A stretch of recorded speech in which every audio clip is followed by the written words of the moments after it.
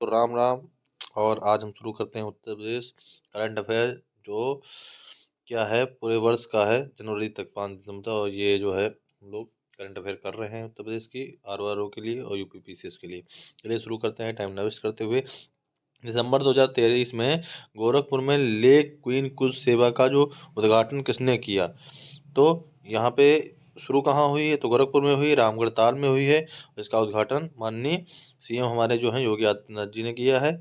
और lake cruise के बारे में क्या है? ये 2700 वर्ग फीट के क्षेत्रफल में चलने वाला क्रूज है। 3 तल बनाए गए हैं, ज़्यादा उसमें 5 सितारा होटल जैसी विकसित व्यवस्थाएं हैं। अब ये कौन कौन सी नदियों में रहेगा? तो राप्ती, सरयू, गंगा, जमुना जैसी नदियों में इनलैंड वाटर सेवा शुरू करने के लिए इनलैंड वाटर में अथॉरिटी है। तो इतना याद रखिए, कहाँ शुरू किया? गोरखपुर में, रामगढ़ ताल में और योगी आदित्यनाथ जी के द्वारा। दिसंबर 2023 में मुख्यमंत्री योगी आदित्यनाथ किस स्थान पर यूपी के पहले फ्लोटिंग रेस्टोरेंट का उद्घाटन किया? तो तैरता हुआ जो है आपका रेस्टोरेंट कहाँ है? तो प्रयागराज में किया गया है। ठीक है, पहला है यूपी का प्रयागराज में। ये किसके द्वारा?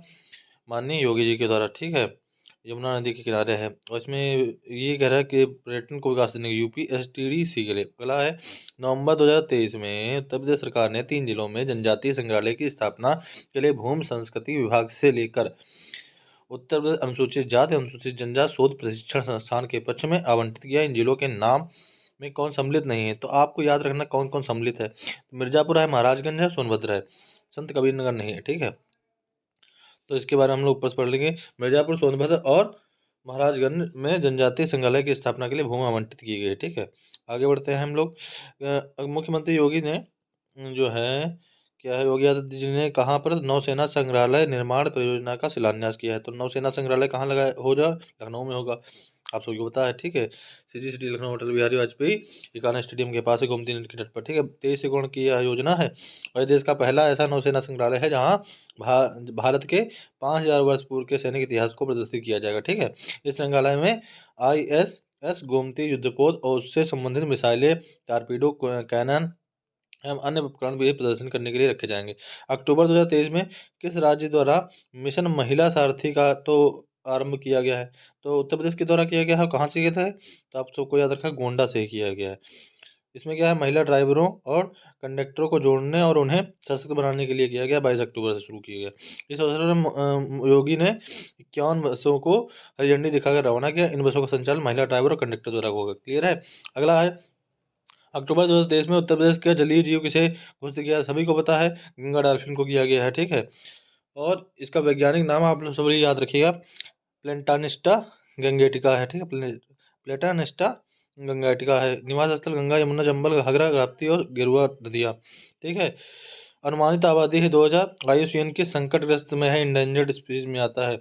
और क्या है, 2009 में गंगा राष्ट्रीय जलीय जीव घोषित किया गया था। That's clear. आगे, अंतर्राष्ट्रीय व्यापार प्रदर्शनी का आयोजन कहाँ हुआ? ये तो पता है, जो ग्रेटर नोएडा में हुआ। ठीक है, द्रौपदी मुर्मू जी ने इसका क्या किया था? उद्घाटन किया था। और पहला संस्करण है तो इसलिए इंपॉर्टेंट है। कहाँ हुआ? ग्रेटर नोएडा में हुआ।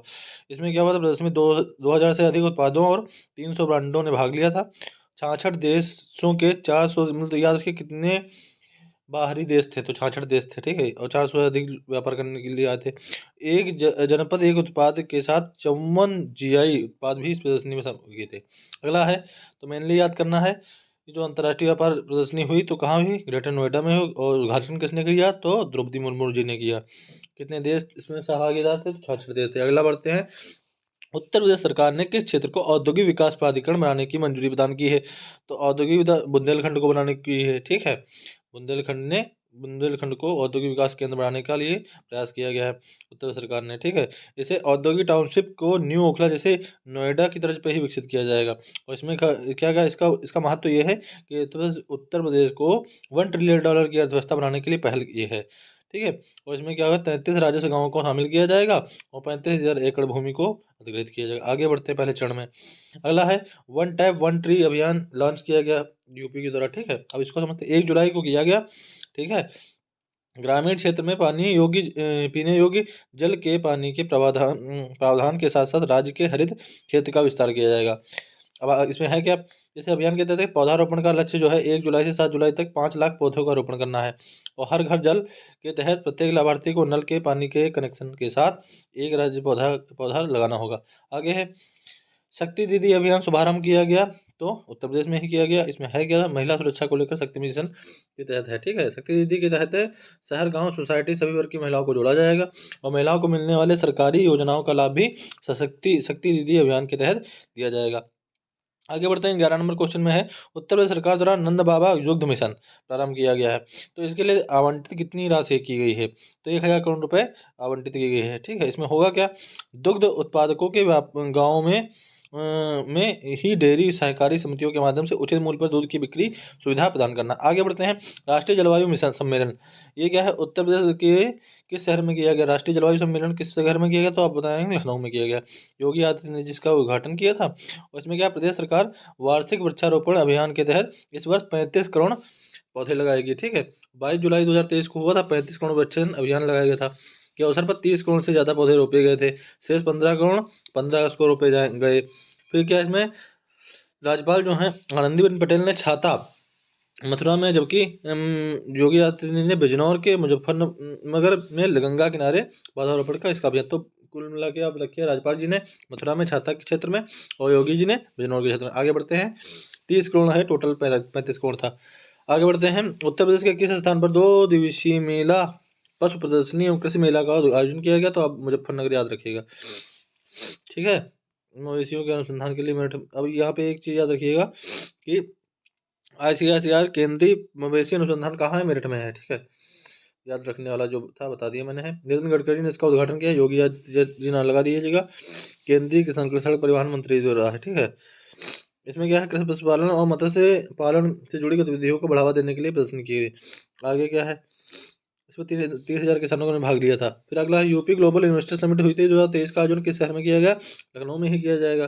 10 से 12 फरवरी को किया गया, 40 देश इससे सहभागी थे, 10 सहयोगी देश थे। ठीक है, नीदरलैंड, डेनमार्क, सिंगापुर, जापान, दक्षिण कोरिया, ऑस्ट्रेलिया, इटली, UAE और UK और मॉरिशस। 2.0 इन्वेस्टर यूपी समिट कहते हैं, और उसमें 1 ट्रिलियन अर्थव्यवस्था बनाने, अगले 5 वर्षों में 1 ट्रिलियन अर्थव्यवस्था डॉलर की अर्थव्यवस्था बनाना है इसका लक्ष्य। इस सम्मेलन में 19,000 से अधिक समझौतों पर ज्ञापन हुआ था और 33.50 लाख करोड़ रुपए का निवेश प्राप्त हुआ था। ये याद रखें, कितना निवेश हुआ था, 33.50।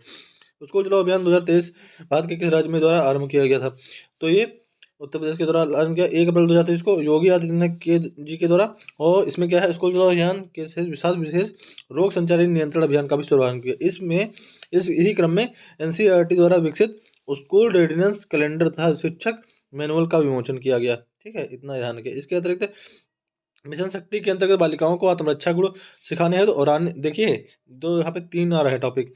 पहला वो हो गया आपका, ठीक, मिशन शक्ति के अंतर्गत बालिकाओं को आत्मरक्षा के गुण सिखाने हैं। रानी लक्ष्मीबाई आत्मरक्षा प्रशिक्षण कार्यक्रम शुभारंभ हुआ और तथा आत्मरक्षा प्रशिक्षण मॉड्यूल का विभाजन हुआ। उसको चलो अभियान 1 जुलाई 2017 से है, लागू किया गया था। ठीक है, अगला है, उत्तर प्रदेश के किस जिले में रेशम कृषि मेला हुआ, तो आप बता देंगे गोरखपुर लगा देंगे। ठीक है, इस अवसर पर मुख्यमंत्री जो हैं उन्होंने 11.38 करोड़ रुपए की लागत से 18 चाकी कीट पालन और 36 सामुदायिक भवनों और 9 धागा का कर्ण मशीन शेड का लोकार्पण किया। ठीक है, ये 3 प्रकार के सहतूत होते हैं उत्तर प्रदेश में, सभी को पता है। सहतूत, रेशम सहतूत गोरखपुर में, एरी कानपुर में और टसर सोनभद्र में, याद रखिएगा। एरी कानपुर में है और टसर सोनभद्र में है और रेशम गोरखपुर में। आगे बढ़ते हैं, उत्तर प्रदेश के किस जिले में वन वर्ल्ड TB समिट का आयोजन हुआ था, सभी को होता है, वाराणसी में हुआ था। ठीक है, और केंद्रीय स्वास्थ्य परिवार कल्याण मंत्रालय के द्वारा हुआ था। आगे क्या है, नरेंद्र मोदी और स्टाफ TB पार्टनरशिप के सहयोग से हुआ था। नरेंद्र मोदी ने इसका उद्घाटन किया था और इसमें जो विषय था yes we can in TB, याद रखिएगा। अगला क्या है, इस दौरान TB मुक्त पंचायत महल का भी शुभारंभ हुआ है। अगला है, कालिंजरा महोत्सव को ही ये कहाँ हुआ है, तो बांदा में हुआ। कालिंजरा महोत्सव बांदा में हुआ, बहुत इंपॉर्टेंट क्वेश्चन है। उसको शायद राज्य महोत्सव, हाँ राजकीय महोत्सव घोषित कर दिया है कि दे दी गई है, ठीक, योगी जी के द्वारा। आगे है, उत्तर प्रदेश के किस जिले में कालिंसन को AK-203 असॉल्ट राइफल का उत्पादन प्रारंभ कर दिया गया, तो सभी को पता है अमेठी में किया गया है। ये है क्या, ये कोरबा आयुध फैक्ट्री अमेठी में है, वहीं से असॉल्ट राइफल है। यह भारत रूस संयुक्त उपक्रम के तहत Indo Russian rifles private limited company द्वारा की जा रही है। ठीक है, और अमेठी के मुंशीगंज में असॉल्ट राइफल की यूनिट का शिलान्यास मोदी जी के द्वारा किया गया था 3 मार्च 2019 को।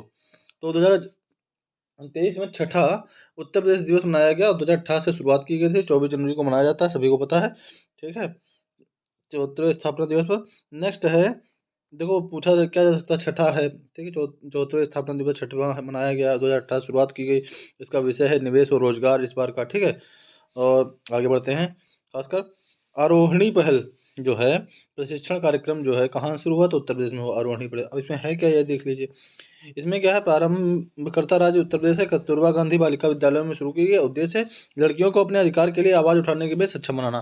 3 चरणों में होगा। पहले चरण में शिक्षकों को प्रशिक्षण दिया जाएगा, सेकंड में, दूसरे चरण में प्रत्येक कस्तूरबा गांधी के 2 शिक्षक छात्राओं को प्रशिक्षित करेंगे, और सेकंड में क्या है, सामुदायिक स्तर पर अभियान संचालित किया जाएगा। नेक्स्ट है, उत्तर प्रदेश के किस स्थान पर एशिया की सबसे बड़ी मल्टी प्रोडक्ट्स पैंट्स फैक्ट्री का उद्घाटन किया गया, तो ये आपको पता है संडीला हरदोई में किया गया।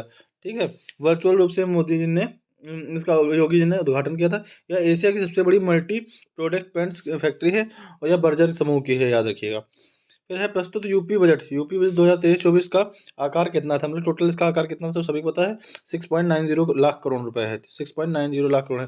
वित्त मंत्री हमारे कौन है, सुरेश खन्ना जी के द्वारा इसको पेश किया गया था। तो आप याद रख सकते हैं 6.90,242.43। ठीक है, तो आखिर 43.3 याद रख सकते हैं, मतलब 6,90,242.43 करोड़ रुपए का ये था, सबसे बड़ा बजट है अभी तक का। और इससे पूर्व वाला जो था 6.15 लाख करोड़ था। ठीक है, तो बहुत ज़्यादा इसमें कुछ याद नहीं रखने वाला है। राजस्व का लेखा इसमें खास तो कुछ चीज़ें विशेष नहीं है। हाँ, राजकोषीय घाटा याद रख सकते हैं, पर हाँ परसेंटेज में होता तो याद रख सकते थे, पर इसमें वैसे दिया नहीं है। तो देश की जीडीपी में उत्तर प्रदेश का योगदान कितना है, तो आप सभी को पता है 8% से अधिक है। ठीक है, बजट में नई योजनाओं पर खर्च जो किया जा रहा है 32,721.96 करोड़ किया जा रहा है। ठीक है, और अनुमानित वृद्धि से 19 है। राज्य वस्तु सेवा कर मूल्य वर्धित कर से जो है 1,50,000 करोड़ रुपए मिल रहा है। उत्तर प्रदेश में कितने नए मेडिकल कॉलेज खोले जाने की प्रस्ताव पारित किया गया है, तो सभी को पता है 14 होंगे। ठीक है, एक जनपद एक मेडिकल कॉलेज के अंतर्गत स्थापित नए मेडिकल कॉलेज 45 है। असाध्य रोगों को चिकित्सा हेतु बजट 100 करोड़ है। वर्तमान में उत्तर प्रदेश का स्टार्टअप 7200 है। और सेकेंडली है, आयुष्मान भारत प्रधानमंत्री जन आरोग्य योजना के लिए बजट में प्रावधान 400 करोड़ किया गया है। मुख्यमंत्री कृषक दुर्घटना कल्याण योजना के अंतर्गत दुर्घटना व जो दुर्घटना हो जाएगी, मृत्यु हो जाएगी या दिव्यांगता की दशा में अधिकतम कितनी धनराशि दिए जाने का प्रावधान है, तो आप सभी को पता है 5 लाख रुपए है। ठीक है, तो इस योजना के लिए 5 लाख है। अब मुख्यमंत्री कन्या सुमंगला योजना के तहत 1,050 करोड़ रुपए आवंटित किए गए। निराश्रित विधवाओं को सहायता प्रदान करने के लिए 40-32। ठीक है, सामूहिक विवाह योजना के तहत 600 करोड़ सामान्य बालिका वर्ग को, और 150 करोड़ रुपए ओबीसी बालिका को, और जन्म से दिव्यांग बालिकाओं को आवंटित धनराशि जो है 50,000 बतौर समावधि जमा है 18 वर्ष के लिए। ठीक है, आगे बढ़ते हैं। उत्तर प्रदेश सरकार जो है 23-24 के अनुसार सबसे कम राशि किस क्षेत्र में जाती है, सबसे कम ऋण और अग्रिम की वसूली में जाती है। रुपया आता कहाँ से, रुपया जाता कहाँ से, सबसे ज़्यादा रुपया आता कहाँ से है, सबसे ज़्यादा रुपया आता है स्वयं कर का राजस्व। ठीक है, उससे आता है। और जाता कहाँ है, बता ही चुके हैं आपको ऊपर। ठीक है, यहाँ पे क्षेत्र में आती है, तो ऋण और अग्रिम वसूली से सबसे कम आती है। ऋण में अग्रिम वसूली से 0.4% ही आती है। सबसे ज़्यादा जो आती है स्वयं कर राजस्व आती है 38.8%। उसके बाद जो आते हैं केंद्रीय करों में राज्यांश का जो है, फिर उसके बाद जो है केंद्र सरकार की सहायता अनुदान से आता है, और सबसे लास्ट जो है अग्रिम ऋण वसूली से आता है। नेक्स्ट आगे बढ़ते हैं। उत्तर प्रदेश सरकार के अनुसार सर्वाधिक अंश के क्षेत्र में खर्च होगा। सर्वाधिक ज़्यादा खर्च किस में होता है, पूंजीगत परिव्यय में, पूंजीगत परिव्यय में। ठीक है, जाता कहाँ के, तो पूंजीगत परिव्यय में सबसे ज़्यादा आता है 21.17 करोड़। ठीक है, और सबसे कम खर्च किस में करते हैं, तो ये भी ध्यान रख लीजिए, ऋण एवं अग्रिम वसूली, ये तो बता ही चुके हैं अभी। नेक्स्ट है, उत्तर प्रदेश सरकार में बेरोजगारी दर कितने प्रतिशत हो गई है, तो आप सभी को याद रखना है कितने प्रतिशत हो गई है, 4.2%। 4.2% है। तो आगे बढ़ते हैं, कितना है, हाँ 4.2% है। 2022 के आंकड़ों के साथ मनरेगा योजना के अंतर्गत उत्तर प्रदेश का स्थान प्रथम है। और उत्तर प्रदेश पर्यटन नीति के में रोजगार अगले 5 वर्षों में 20,000 करने का लक्ष्य है। ठीक है, फिर अगला आता है उत्तर प्रदेश बजट 23-24 में निर्माण कामगार की मृत्यु विकलांगता सहायता अक्षमता पेंशन योजना तथा निर्माण कामगार अंत्योष्टि सहायता योजना को एकीकृत कर कौन सी एक नई योजना बनाई, मतलब 3 योजनाओं को जोड़ के एक योजना बनाई गई। उस योजना का नाम है निर्माण कामगार मृत्यु एवं दिव्यांगता सहायता योजना। इसमें क्या है, एक नई योजना जो है, नाम बता ही चुके हैं। मृत्यु होने पर 5 लाख रुपए मिलेंगे तथा मासिक किस्त के रूप में मिलेंगे 5 वर्ष तक। ठीक है, अगला है आंशिक दिव्यांगता में 3 लाख रुपए टोटल मिलेंगे और 2 वर्ष तक मासिक किस्त के रूप में मिलेंगे, ठीक है। और पूर्ण स्थायी दिव्यांगता है 4 लाख रुपए, पूर्ण स्थायी पे 4 लाख, मृत्यु पे 5 लाख, आंशिक पर 3 लाख और पूर्ण स्थायी में 4 लाख। आगे बढ़ते हैं। जो उत्तर प्रदेश सरकार ने 23-24 में ग्राम पंचायत एवं वार्ड स्तर पर डिजिटल लाइब्रेरी की स्थापना हेतु कितनी राशि आवंटित की है, तो आप सभी को 300 करोड़ की है। सांस्कृतिक विद्यालयों की परिसंपत्तियों को सृजन हेतु 100 करोड़ और समग्र शिक्षा अभियान के लिए 20,255 करोड़ और प्रधानमंत्री स्कूल फॉर राइजिंग इंडिया जो है पीएम श्री, ये बहुत इंपॉर्टेंट है, 510 करोड़। उत्तर प्रदेश में उच्च शिक्षा हेतु संचालन संस्थान कितने हैं, 19 विश्वविद्यालय हैं। फर्स्ट है मुक्त विश्वविद्यालय, एक डीम्ड विश्वविद्यालय, 30 निजी हैं और 172 राजकीय विश्वविद्यालय हैं और 313 सहायता प्राप्त अशासकीय महाविद्यालय हैं और 73-72 स्वायत्त पोषित महाविद्यालय हैं। आगे बढ़ते हैं। उत्तर प्रदेश सरकार ने 22-23 के बजट के अनुसार उत्तर प्रदेश की कुल ऋणग्रस्तता जीएसडीपी की कितनी है, 32.5 है। आगे बढ़ते हैं। तो इसमें कुछ खास है नहीं, आगे बढ़ते हैं। नेक्स्ट है उत्तर प्रदेश के संदर्भ में बातें कही गई हैं। तो प्रधानमंत्री जनधन योजना के अंतर्गत देश में खोले गए कुल खातों में उत्तर प्रदेश का द्वितीय स्थान है, ऐसा नहीं पहला स्थान है, ठीक है। तो उत्तर प्रदेश से 21-22 के दौरान सकल राज्य मूल्य वर्धन में प्राथमिक क्षेत्र का योगदान बढ़ा है, बिल्कुल बात सही है। तो ये बता ही चुके हैं, प्रथम स्थान है कुल खाते खोले जाने में, खातों में उत्तर प्रदेश का जो खोले गए हैं सर्वाधिक है, 17.46 है। आगे बढ़ते हैं।